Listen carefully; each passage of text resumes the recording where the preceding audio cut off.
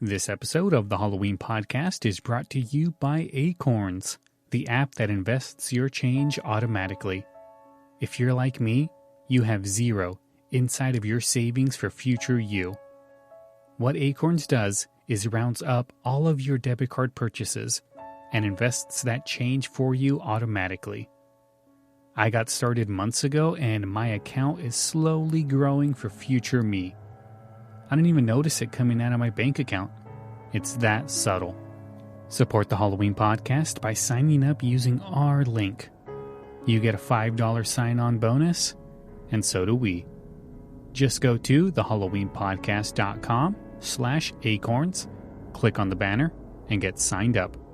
That's thehalloweenpodcast.com/acorns. Now let's get the show started.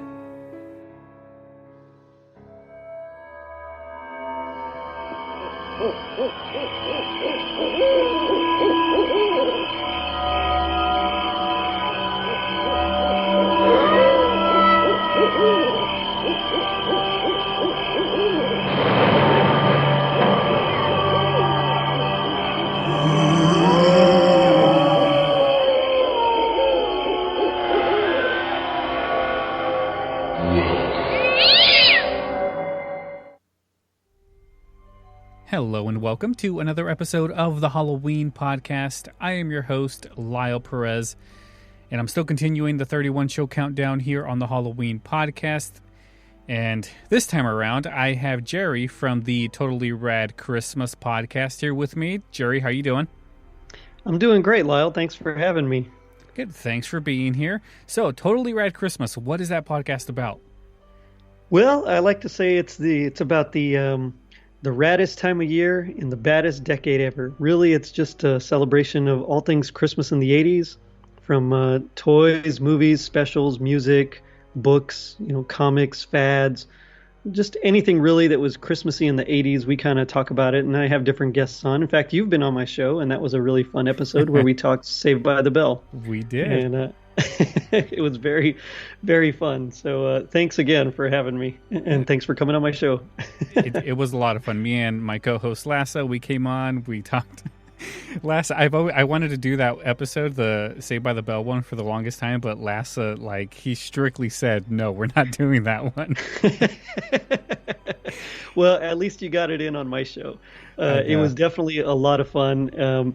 You guys are a blast to talk to, and it was a little, it was actually kind of early 90s, but, I kind of stretched my decade. So it's a long decade because, the 80s didn't happen overnight. There was a few transitional years. So I go from 77 to 93. And even though Saved by the Bell itself actually premiered in the 80s, that particular episode was 91. So, we kind of caught that in there. But it still fits within my little window. And yeah, you guys, it was really fun. Of course. Yeah, it's kind of like the same rules we have, because it's a 90s Christmas podcast. You cover the 80s, we cover the 90s, but there's kind of that gray area. We had the rule of if it came out in the 90s, it was probably written in the 80s.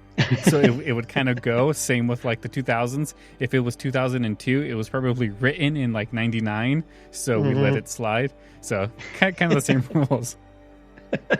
Yeah, I'm pretty liberal there on where my decade actually ends and begins, and even on some of my material, because I had Tom Crow from Tis a Podcast on one episode, and we covered something from his childhood in the 80s, which was a group called the Caroliers, and their Christmas albums.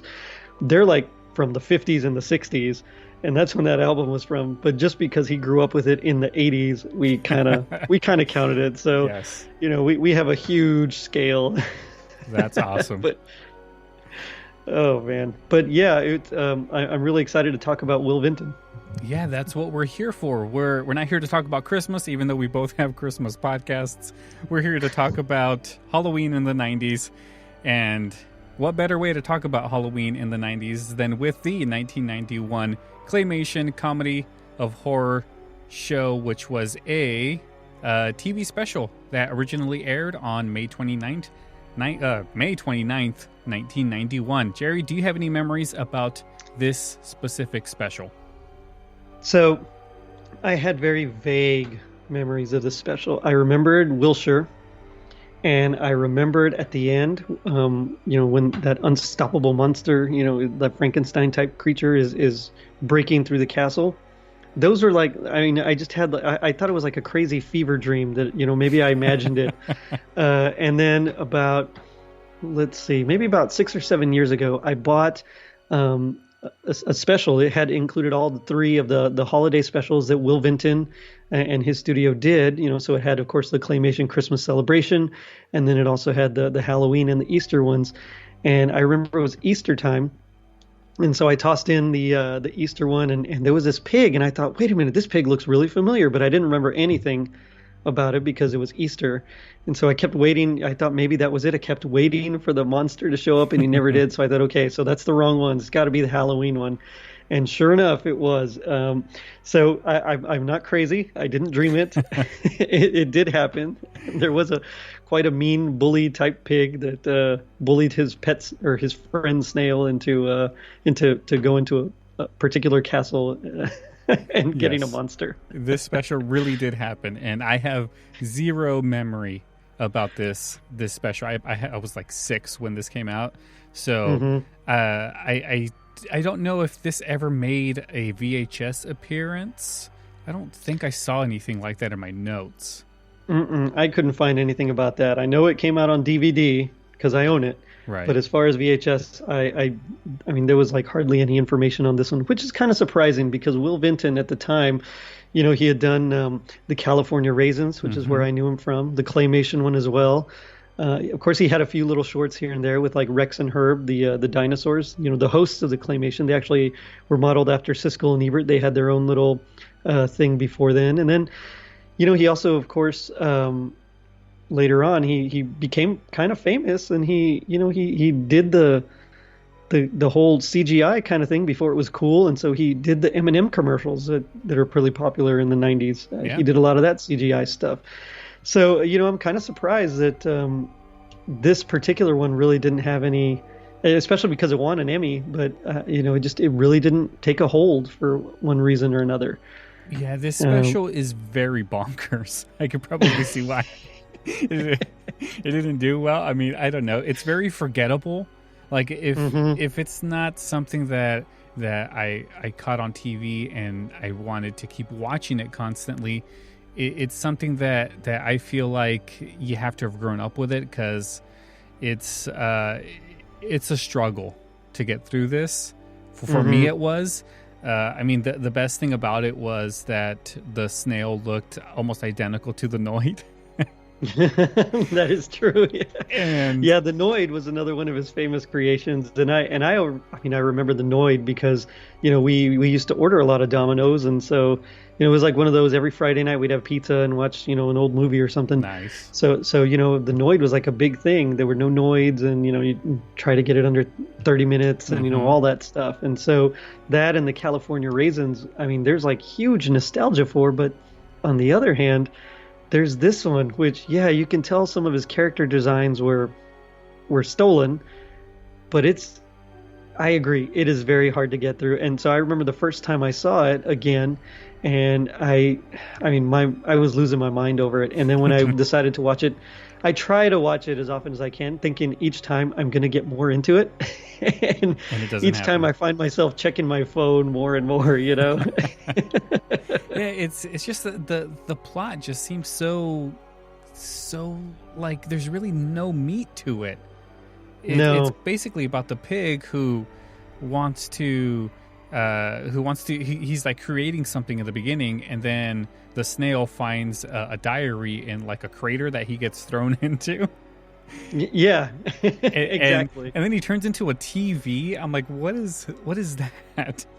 See, I didn't get that part at all. I mean, this must be like some crazy diary here, super scientific and ahead of its time, because all of a sudden, instead of just, finding this diary and reading it, I mean, he kind of swallows it in like a something, and he transforms, and it starts showing pictures and everything. I'm like, I don't understand it. It's kind of cool because it's different, but like at the same time, It's very different. He's It's like so showing different, it doesn't make sense. he's showing prizes and like he's showing the map on his tongue, and I'm like, what Oh is yeah, this? I forgot about the map on his tongue. It reminded me so much of Pee-wee's Playhouse for some reason. I don't know why, but I had like this. I think because in Pee-wee's Playhouse there's like a character that it's a screen. Like there's a screen on it. His face is a screen. Magic screen. Yeah, Mm-hmm. and I think that's probably why I made that connection. Plus, Penny was like Penny, yeah. animation too. So, plus I saw it recently because my kids, for some reason, well, I can see why, but they're obsessed with Pee-wee's Playhouse, like obsessed. I caught my son the other day on his scooter, like pretending like he's at the end of Pee-wee, he goes off on his scooter and flies off. He was like mimicking that. I'm like, dude, what are you doing? He's like, I don't know, just doing Pee-wee. I was like, okay. I just covered the Pee-wee's Christmas special, or Pee-wee's Playhouse Christmas special, and I had forgotten. I hadn't seen it in quite a while, and so when I saw it, I know exactly what you mean, and so that's why Magic Screen, Penny, and a lot of that Claymation type stuff. So like the dinosaurs that live in the mouse, the mouse hole, and all that stuff kind of came flooding back. And you're right, it does have that quality to it because Pee-wee's Playhouse was like so inventive and creative, so much so that even Captain Kangaroo thought it was like just amazing. But at the same time, it was also really bonkers. Mm-hmm. And so it did have that quality, although I'd say maybe up because at least Pee-wee's Playhouse you can kind of follow. Yes, and this one it's so hard to follow. I'm sitting there going, pay attention, pay attention, pay attention, and like my mind is just like do do do do do do do. I'm like, no, stop, yes. Pay attention. And then all of a sudden it turned into like I got flashbacks of Rocky Horror Picture Show when like all of the monsters were in the castle. I'm like, what am I watching? Am I watching the Claymation version of Rocky Horror? I don't know. I'm gonna say that Hotel Transylvania ripped it off. That's gonna be my. I'm gonna spread that rumor. All the monsters gather at this one castle. Yes. No, I mean at least Hotel Transylvania, is coherent. It makes sense. There's a logical flow to it. This one, so much happens and nothing happens at the same time. You know what I mean? There's no like payoff to anything. It's just all set up. And then at the very end, you get like a little bit. But I think if I remember, I think it ends in like a cliffhanger. Kind of, yeah. So like they find the monster. Well, we'll get to it. Yeah, we'll get to it. But in general, it's about what's the name of the pig? Wilshire. It's about Wilshire. Yeah. Yeah. Him, it's about him and Sheldon the snail, his friend. They discover a map to uncover Dr. Frankenstein's monster, and a lot of stuff happens. So he's a pig. Classic parody there. Yes. Frankenstein. Yes, I was looking up. I typed in Frankenstein, and like a bunch of Frankenstein references came up. Like, hey, did you mean Frankenstein? I'm like, no. I want to see if I could find Frankenstein. Yeah, it like you said, we get that whole. Well, actually, doesn't it start off with like a cold open of him trying to build his monster? Yeah. And it's it's funny because it kind of reminds me of another movie that's also not great, which is Van Helsing from like 2004, 2005, around there. Okay. Do you remember that one? It starts off with the Frankenstein trying to create his monster, and same thing. It's like a big flashback, and then it goes to the present, and so I kind of get that feeling with this one too. It's just they're both the production value, because I got to say Will Vinton has always been amazing at his production value. So both of them have these great set pieces, everything, but then it just kind of falls flat for some reason, and I don't know if it's the composer that they hired this time, because it was John Newton, who's not really well known, or if it was the director, I don't know, something about it just feels very flat, like the whole time there's just like no energy to it compared to like when you go to his Claymation Christmas special, and that one there's a lot of heart and a lot of just oomph behind it, and this one seems like it's kind of lacking that. I get the feeling that this was more of an afterthought, like, hey, we did the Christmas one, that was good, now let's try to do a Halloween one, and it just couldn't come together. Yeah, I get that too. Like there was no story to be told. They were just trying so hard to kind of just do a bunch of references to other stuff, but just not making their own story to it. Right, and because of that, they just couldn't stick the landing. And I mean, in fact, the Emmy that it won was for Outstanding Individual Achievement. So it was actually for a particular animator. It wasn't, the actual, best animated short or anything like that. So, she did a good job. It was Teresa Drilling, but, I mean, that's one of those technical style awards that doesn't really get a lot of play compared to, the big best animated short kind of a thing. Yeah. Yeah. Also, it could be people just don't want Claymation anymore at this time. It could have been. Because I think even the one that came after this was the Easter one, and I think that one was probably even worse. Yeah, and that one's bad. I mean, like, that one's just...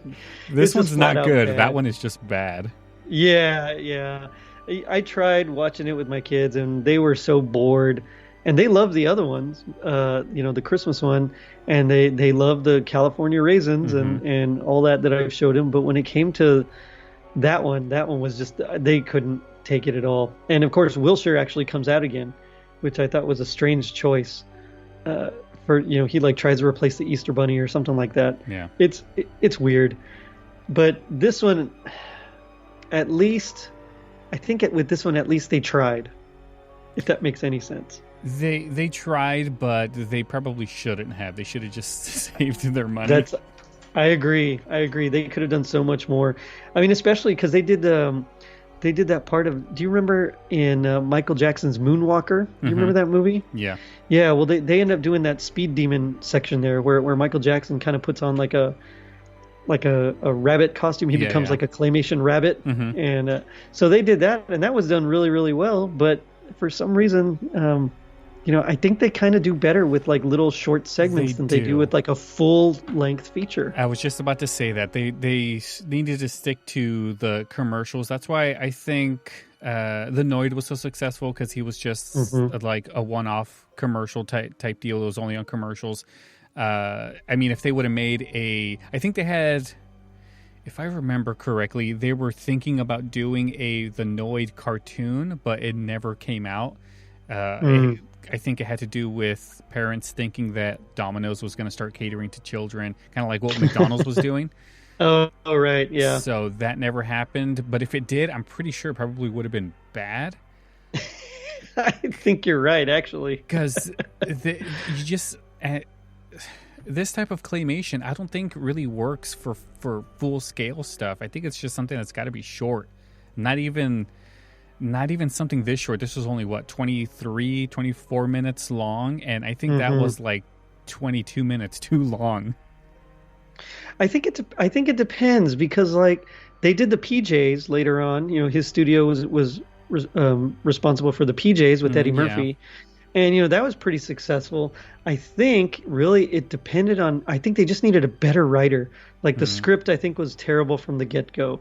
At this point, it's the 90s, the early 90s now, and I think if they had really tried to lean into it more instead of making their own thing, I think they probably could have gotten something. But Will Vinton was, especially with the Claymation Christmas celebration, he was notoriously cheap, and so much so that even though the music was like lauded and everyone thought it was amazing, because that's really what the special's about, just the music, he didn't even like get the composer to go out. The composer had to buy his own ticket and everything and show up to the award shows. I mean, it was like he was pretty cheap, and unfortunately, and maybe that's what happened. Maybe he just found like the cheapest script he could find, or hired people that he thought maybe were creative and they just weren't as like refined as they could have been. Right. but you can feel it. I mean, it's not a good quality script. It's not a good quality story. I mean, they could have done it. It seems like they wanted to do too many references to stuff that they just shouldn't have. They should have just tried to come up with their own stuff. Yeah, I agree. But some of the character design was really well. It was. I mean, I keep going back to that stupid snail because that thing just the face. It has the face of the Noid. Like, it is the Noid. It has the same facial structure. It has the ears that are supposed to be like the tentacles of the snail or whatever. It's the Noid in snail form, and I found that so amusing that the whole time I was watching this thing, I was like, "That's the Noid. That's the Noid. That's the Noid." Well, I really dug the creature, like from the Black Lagoon, I guess the Gillman type creature. Mm-hmm. I liked his design. There was I think it was supposed to be a vampire. I liked his design. You know, the skeletons were really well done.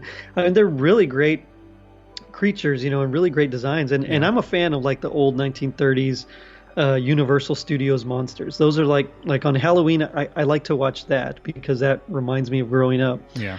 And so when I think of, of course, like Monster Squad as well, that kind of thing where they brought all the Universal monsters together. But I mean, they had elements of that, and I think that's why Hotel Transylvania kind of works, because they bring some of those popular ones back. But then on the other hand, they also have these random ones that I thought was kind of cool. So like the monster that was there when he checks into the castle, I liked that design. I thought that was a pretty good monster there.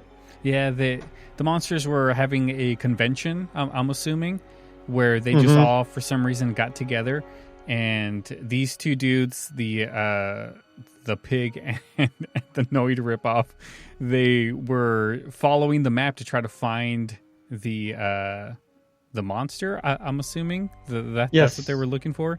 They wanted to find the monster. Yeah, the backstory. I mean, basically, they, in that screen, when he turns into a TV from the diary. So stupid. I can't believe I'm saying this. It's such a weird premise, but he, it says that he created like a monster that was powerful enough to like rival the gods or something. So that's what he's in search of. So he can have like this power and kind of a thing. But of course, he hoodwinks Sheldon, the snail, basically into thinking that they're going to get some technology to help with that roller coaster carnival ride that they're building and trying to invent. Yeah. So it's really weird. I mean, I don't understand it, but yeah, they go monster. It's a Halloween monster convention, is what it is. Yeah, why they're doing that, I don't know, but they're there, and the reason he gets in is because he steals the name tag of Dr. Jekyll. He puts it on.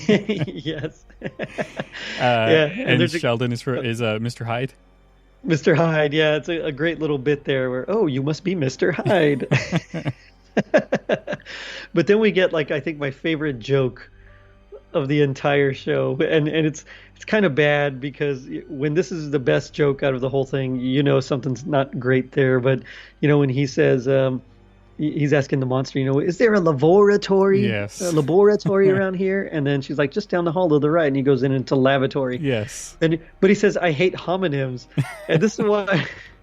It doesn't make any sense because the way he says it, laboratory, sounds nothing like lavatory. So if he had said laboratory, I think the joke would have just landed much better. Yeah, that was probably the most amusing thing out of the whole thing. I think I snorted. I think I did too, yeah. Oh man! But it is very sad that is the high point of the whole special. I know, and I hate when I have to talk bad about something from my favorite era, but at the time this is just not good. Well, it's never that we're talking bad, it's that we're watching it that we don't have those retro goggles on. That I mean, that's true. We're always gonna love this. I can talk bad about it all day long, but truth behold, I love the California Raisins. I love the Noid. Amen.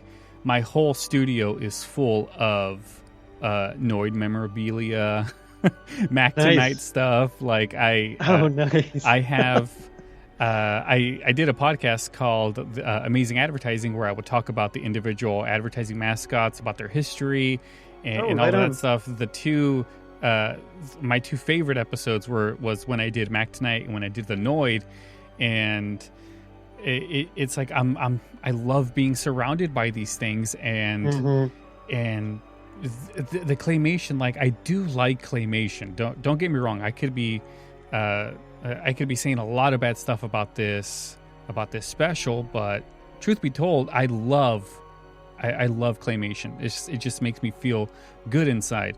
But there's just nothing to this special. There's no story. It's like I'm just watching something I love be bad, and and I'm like, I have no, I can't lie, so I have no choice but to say that, yeah, it's something that I love that's bad.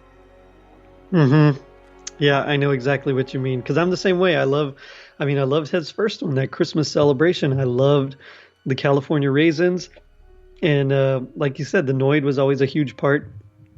And so it's just one of those, like, I wish it was better. What do you think it is? Like, I do the Amazing Advertising Podcast all by myself, so I never really have anyone to like talk about these things. So I guess I'll use you for now on the Halloween podcast. Sure. Yeah. Might as well. What is it about these things that you think people?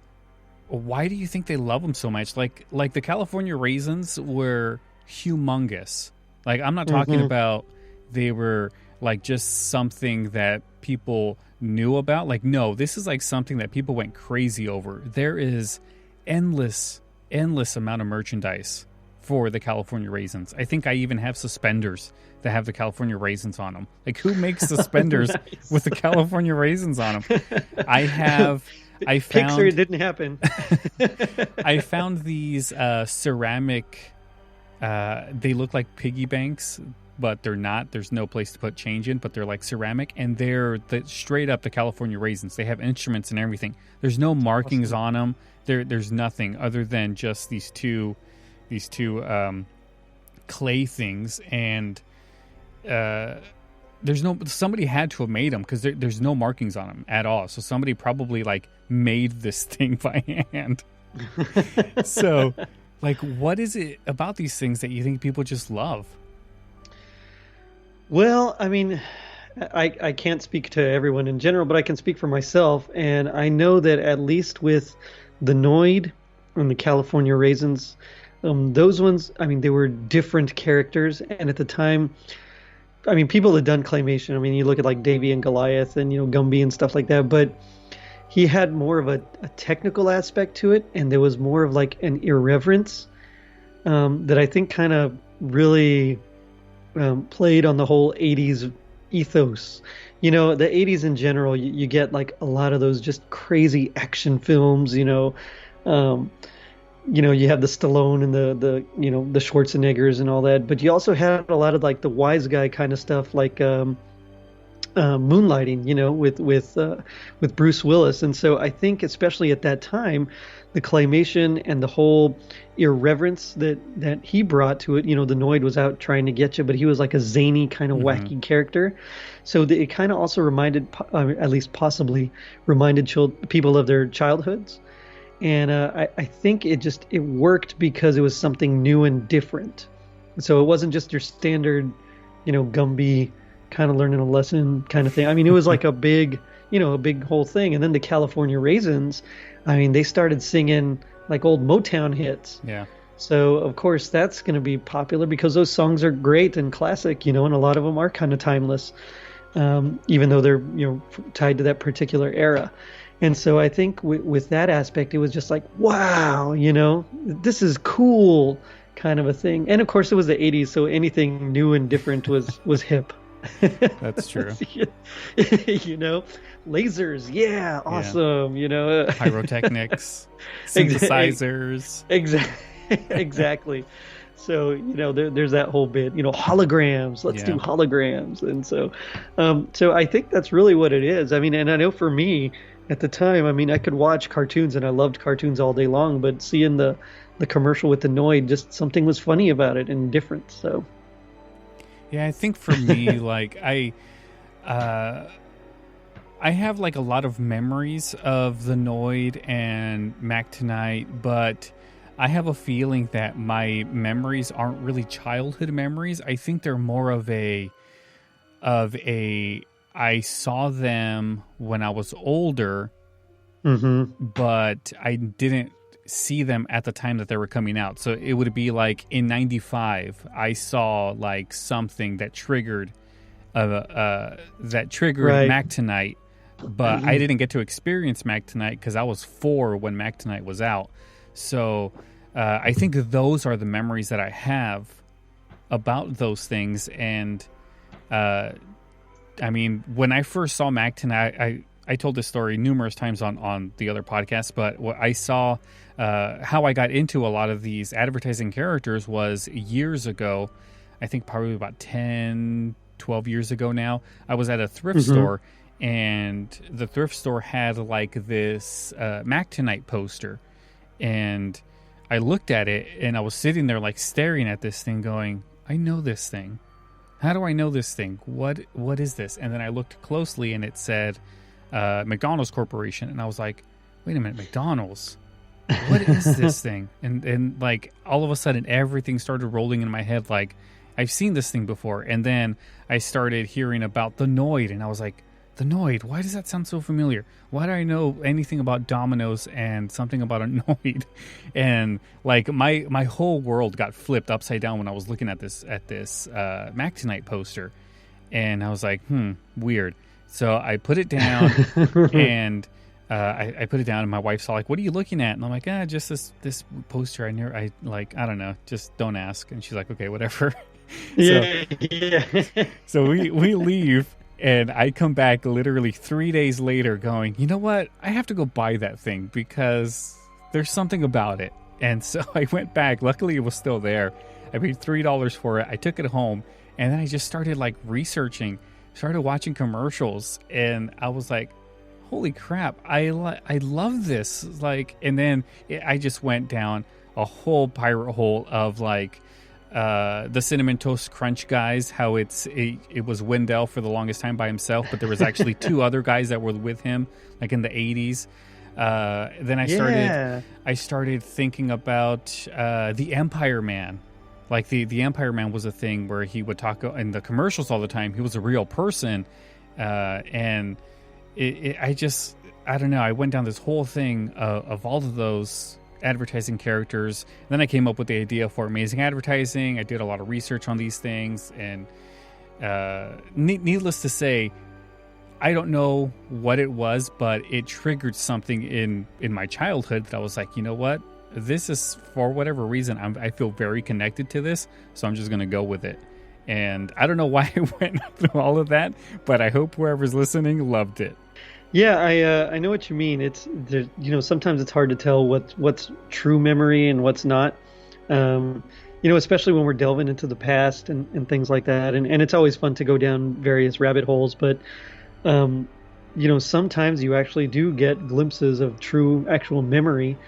And in this case, I think, I was glad that I was able to confirm that I didn't make it up, because I think I might check myself into an institution if I had made this up. It's crazy.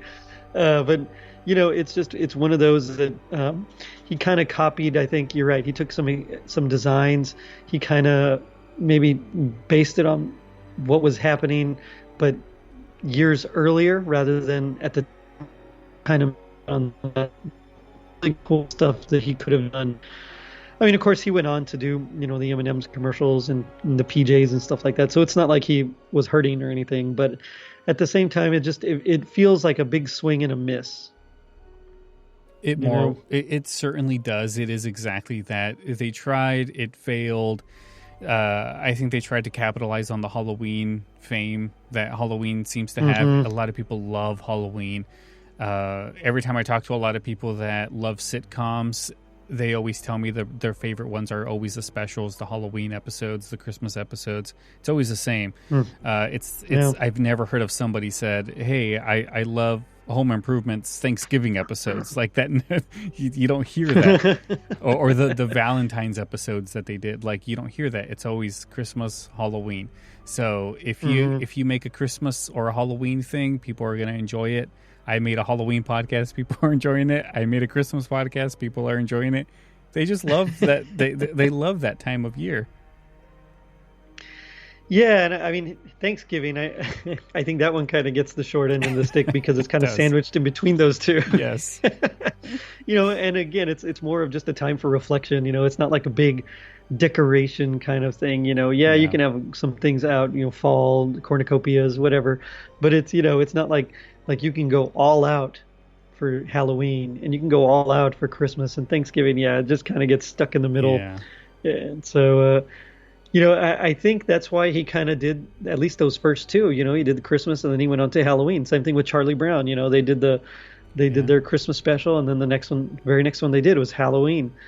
And I'm going to bring it back to this, and I hate it. I hate to bring it back, but I think it's the writing. If they had got a better writer, a better script, and just a better story overall, I think they would have done a whole lot better with it.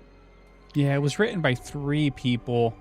Mm-hmm. And I'm not going to try to pronounce most of these names, but their names are not ringing a bell with anything else. They don't even have a Wikipedia page I can click on to see if they've done anything else. So, it's the writing. There's no story to this. Pretty much, yeah. And I know the director, Barry Bruce, was one of the co-writers there. So it was like him and those other 2 guys. And yeah, you're right. I think there was like the beginning of a story, but that's about it. So they're there at the convention, and then there's just like kind of there's a couple of mishaps, and then all of a sudden they realize that, these guys aren't, they're not monsters, they're mortals, and so then they want to try to kill them, and that's about it. Yeah. I mean, it's it's not like anything, as you said, very memorable. And I think a better writer could have made more memorable events. Yeah. And so it's a shame. Although we do get a pretty cool bit where they find like the special amulet or whatever it is that helps them get to the secret lab by looking at a payphone. and I mean, it's kind of funny, but yeah. I mean, because who has payphones anymore? So I walked by a payphone the other day. Did you really? Yes, I did. Oh, man. Not in service, of course, but it was there. I mean, I live in Tennessee now, so I mean, there's a lot of like old stuff floating around, so it was only a matter of time before I see one. It's like the Holy Grail or something. I should have taken a picture next to it. For real. Ain't these ancient ruins or something.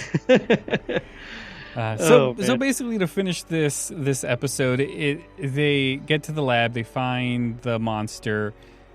He's tiny, and then somehow ridiculously tiny. they make him big, and then he gets too big that he's like King Kong. That's what it reminded me of. He's King Kong now. Well, yeah, especially with the plane flying over. But he gets big because Wilshire has the secret formula.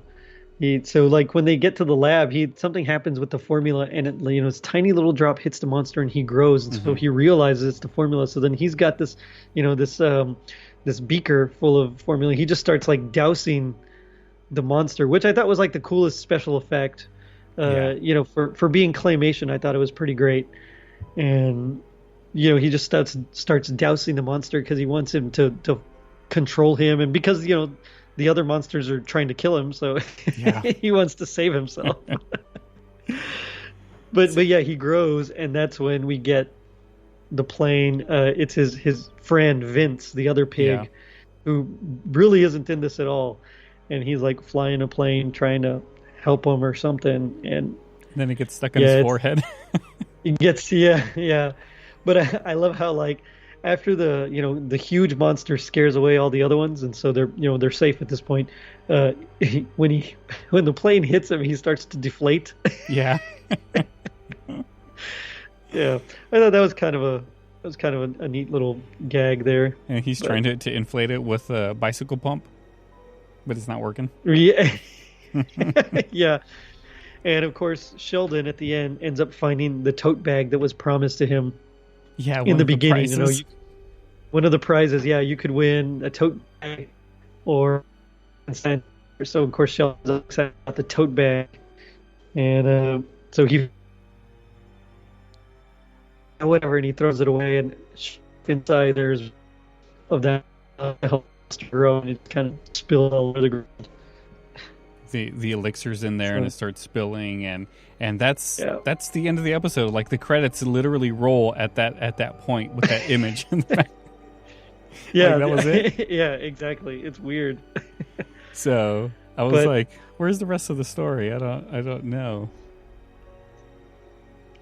Well, the one thing I did recognize was Brian Cummings. He was one of the voices, and I knew him as Dr. Mindbender from G.I. Joe. That was like, I heard his voice and I was like, this sounds really familiar, and it's kind of different, but at the same time there was something familiar about it, and so I looked it up, and sure enough, he was Dr. Mindbender, but he also played Papa Bear in the Berenstain Bears cartoons. Yeah. So not the specials, but the series that ran later on. And then, of course, he was in a few other shows here and there. The Wuzzles, Pole Position. I loved Pole Position. He was in the Snorks. Pound Puppies, the Snorks. Yeah, all these that I loved growing up. But most of them are not like any of the main characters. They're just kind of additional voices, kind of a thing. Yeah. Yeah. So he's been in a lot of stuff, a lot of video games. He was in a lot of commercials, a lot of McDonald's stuff. So he's very well known. Yeah, for sure. Who else was in this thing? We had there wasn't really many people. I'll be honest, I don't recognize most of these names here. I don't recognize any of them other than Brian Cummings. Same here, yeah. In fact, the only other one that Krisha Fairchild is the only other one with like an actual page, and I don't recognize anything that she's done. So yeah, I'm looking at it too to see if I could see anything that. Nothing. No, she had like a couple of guest appearances on Northern Exposure, but everything else was like, I don't know any of these things here. Like, not even the video games I've never heard of. So, I mean, it's, it's. I kind of feel bad that I don't know this girl, but I mean, we can't know everybody. So, I mean. If this was their claim to fame, this Claymation special, then yeah, I'm sorry, you're not supposed to be known. Touche. Yes, but that was the special in a nutshell. IMDb gives it a 6.2 out of 10. Do you think it deserves a 6.2? No, I'd give it much lower. I'd go with like a 2. I mean, it was really hard to sit through. I couldn't pay attention no matter how much I tried. Even the first time, when I watched it like 6 or 7 years ago, and I was excited to realize that I wasn't hallucinating all these things. I mean, even then, it was hard to watch. So, no, I'd give it like a 2 probably. Yeah, and it only gets that. It only gets that high because of my love for Claymation and Will Vinton, and also because the Easter one is worse. Yeah, that's pretty much it. That's basically it. I mean, there's really not much more we can say about the Claymation special here, other than it's on YouTube for free. So if you want to watch it, just go on YouTube and type in Claymation Comedy of Horrors, and it's going to come up. Watch it, enjoy it? ?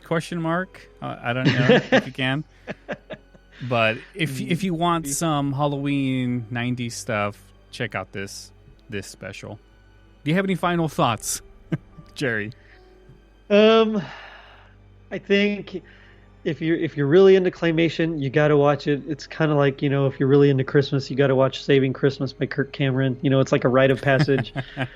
Other than that, I mean, there's really no point in watching it. I think if you're jonesing for some Claymation and Will Vinton, go ahead and watch like the Claymation Christmas special, or find some of those old California Raising commercials or Noid commercials, and I think you'll be just fine, honestly.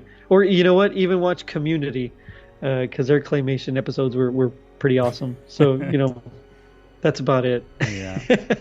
Well, check all that out, guys. And Gerry, thank you so much for coming on. Tell us about your show again. Yeah, so it's called Totally Rad Christmas. You can find us anywhere you get your podcasts. On social media, we're on Facebook and Instagram at Totally Rad Christmas, and we're on Twitter at Rad Christmas. And sometimes I'll just post some fun little '80s things. Sometimes I'll have links to different YouTube videos from shows and stuff from the '80s. But mostly on my actual show, it's just we talk about those good old times that. Where you can have like Scrooged and Christmas Vacation and A Christmas Story, along with things like Garfield Christmas and the Claymation Christmas Special. But you can also have like great music. So you might have Wham's Last Christmas as an episode. I mean, we did that one, and along with Do They Know It's Christmas by Band-Aid and things like that. And of course, we got to talk toys. So I have an episode on He-Man, G.I. Joe, Mask, things, Cabbage Patch Kids. That was a fun one. Things like that. And we do get into randomly. I'll have some bonus episodes. So we'll cover even things that barely make the little window of '93. Like they might start in the fall of '93 and then have their run. So I did that bonus episode on like Lois and Clark, The New Adventures of Superman. But yeah, it's fun. We pretty much just talk Christmas and all things Christmas in the '80s. I'm going to have an episode on M&Ms coming out, along with some other pretty standard things ready for the holiday season. Nice. Have you done one of commercials yet? Not yet, but that is going to be in the cards. So on the M&Ms episode, not only are we going to talk M&Ms, but we are talking the M&Ms '80s commercials. And then I will have, of course, you got to have one on those Hershey's Kiss, the ringing bells commercial. That's like a staple of '80s Christmas commercials. So I'll probably do that one eventually, along with Alf and things like that. Nice. So I'm really excited. I'm trying. My goal is actually to have on my show every podcast host, like every Christmas podcast host. So I've gotten quite a few. So far, I'm looking forward to having you and Lassa come back and talking something else. It'll be pretty rad. Yeah. And I'm excited. It's gonna be a good season. Perfect. Well, whenever you want to do the Christmas commercials, let me know. I will come on and we will talk about Christmas commercials because all right. The '80s have had some doozies. We had that Folgers Christmas one. You remember that one where Peter comes home? Yes. We had the bells, the Campbell Snowman. The Campbell Snowman, that's classic. Yeah, man, I can talk those forever. Trust me. The McDonald's one with the star, where Bertie and Grimace try to find Ronald. They want a present and they find a shooting star, and so they grab that. Yeah, that would be a great one to do. So I'll put you down. I'll mark you down for sure. Mark it down. We'll do it. All right, guys. Well, thank you so much for listening to the Halloween podcast. I will see you guys again. I'm not sure exactly when. I kind of ran into some scheduling problems, and I'm trying to get my real estate exam finished so I can get back to recording more Halloween shows for you guys. But until then, enjoy this one because it's going to come out fairly soon. I think I'm going to post it early tonight right now. So awesome. Enjoy that, guys. And Gerry, thanks again for coming on. Thanks for having me. All right, guys. I will see you again. Not sure exactly when, but fairly soon. So until then, guys, have a good night.